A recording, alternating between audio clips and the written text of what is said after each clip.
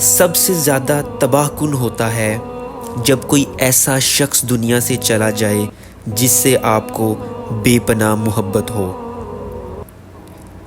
جس کے بعد زندگی میں اندھیرا سا رہ جاتا ہے، آپ کے جذبات میں ایک دم سے ہلچل پیدا ہوتی ہے۔ آپ کس سے مدد مانگو گے؟ کس طرح سے اس نئی حقیقت کا سامنا کرو گے؟ آپ سوچتے ہوں گے میں ہی کیوں؟ پھر اس بات سے آپ کو حوصلہ ہوتا ہے کہ ہمارے پیارے نبی صلی اللہ علیہ وآلہ وسلم نے اپنی زندگی میں بہت سوں کو کھویا جن سے انہیں محبت تھی۔ آپ صلی اللہ علیہ وآلہ وسلم کے باپ آپ صلی اللہ علیہ وآلہ وسلم کی پیدائش سے پہلے اس دنیا سے رخصت کر گئے۔ آپ صلی اللہ علیہ وآلہ وسلم کی ماں 6 سال کی عمر میں، پھر آپ صلی اللہ علیہ وآلہ وسلم کے دادا، پھر آپ صلی اللہ علیہ وآلہ وسلم کے چچا، پھر آپ صلی اللہ علیہ وسلم کی بیوی حضرت خدیجہ رضی اللہ تعالی عنہا، پھر آپ صلی اللہ علیہ وآلہ وسلم کے 7 بچوں میں سے 6 بچے، جبکہ حضرت فاطمہ رضی اللہ تعالی عنہا نے لمبی زندگی پائی۔ تصور کریں حضرت محمد صلی اللہ علیہ وآلہ وسلم جو کہ اللہ تعالیٰ کو بہت پیارے ہیں، انہوں نے اپنی زندگی میں اتنے لوگوں کو کھویا۔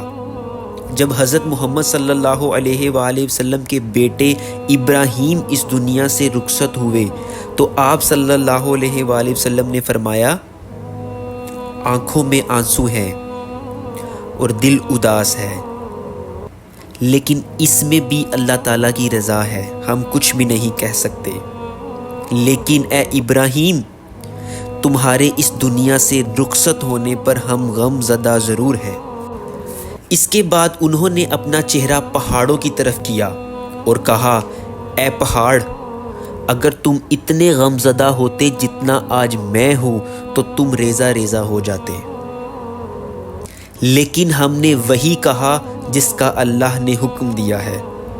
ہم اللہ کے بندے ہیں اور اسی کی طرف لوٹ کر جانا ہے۔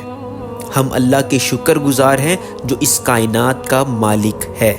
اس سے ظاہر ہوتا ہے کہ ٹھیک ہے آپ رو سکتے ہیں، اداس ہو سکتے ہیں کسی کے کھو جانے پر، لیکن یہ بھی اتنا ہی اہم ہے کہ آپ صبر کریں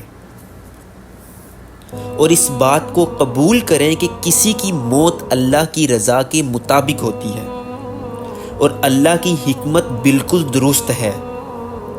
اس کے بعد جلد ہی آپ اللہ کی اس حکمت کو سمجھنے کے قابل ہو جائیں گے اور اس نقصان کو نگلنا آپ کے لیے بہت آسان ہو جائے گا۔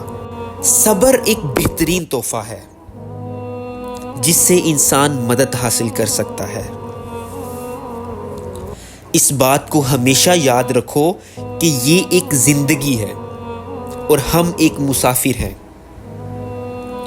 آخر میں ہم سب نے اللہ سے ملنا ہے، جس کے بعد حقیقی زندگی کا آغاز ہوگا۔ اپنے مشکل وقت میں ثابت قدم رہ کر ہم اسے آسان بنا سکتے ہیں۔ سب سے دلچسپ چیز جو اپنے پیارے کو کھونے پر ہوتی ہے وہ یہ کہ آپ زندگی اور اس کی تبدیلیوں کو زیادہ غور سے دیکھتے ہو۔ آپ چھوٹی چیزوں کے بارے میں نہیں سوچتے، بلکہ آپ کو احساس ہوتا ہے کہ آپ کی اپنی صحت، آپ کا خاندان، آپ کے دوست، لوگ، کسی چیز پر بھی آپ کا اختیار نہیں۔ اس سے بھی اہم چیز جو اپنے غموں سے حاصل کی جا سکتی ہے وہ یہ کہ اللہ تعالیٰ کی طاقت کی تعریف ہوتی ہے کہ وہ کچھ بھی کرنے پر قادر ہے۔ ایک دن جو شخص آپ کو چھوڑ کر چلا جاتا ہے، آپ کو اس وقت لگتا ہے کہ آپ کی پوری زندگی چلے گئی ہے۔ یہ چیز آپ کے اندر ایک عاجزی پیدا کرتی ہے، آپ کو احساس پیدا ہوتا ہے کہ آپ کا وجود کتنا چھوٹا ہے، آپ کے ہاتھ میں کچھ بھی نہیں، کیونکہ آپ خود دیکھتے ہو زندگی کتنی مختصر ہے اور محسوس کرتے ہو کہ آپ کا وقت بھی قریب ہے۔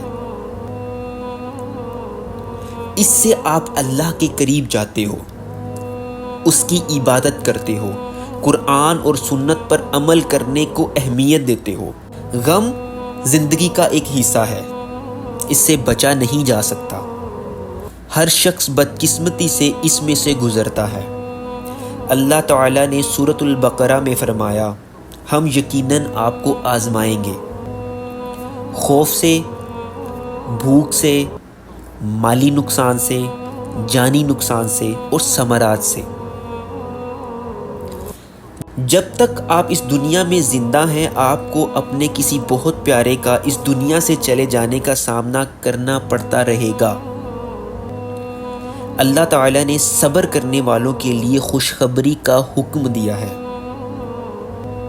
وہ جب ان پر کوئی غم آتا ہے تو کہتے ہیں، بے شک ہم اللہ کے لیے ہیں اور اسی کی طرف لوٹ کر جانا ہے۔ آپ کس طرح اداس ہونے سے بچ سکتے ہیں؟ آپ کو یقین ہونا چاہیے کہ جو کچھ بھی ہم کھو رہے ہیں، اس کے باوجود ہمارے پاس اللہ کی ان گنت رحمتیں ہیں۔ سو آپ ہمیشہ صبر کریں اور اللہ کی تعریف بیان کیا کریں، اللہ کے ساتھ اپنا تعلق مضبوط کریں۔ آپ کی زندگی میں کتنی بھی بڑی مشکل آ جائے، ہمیں یقین ہونا چاہیے کہ اللہ دیکھ رہا ہے، وہ جانتا ہے، وہی ہمیں اس مصیبت سے نکالے گا۔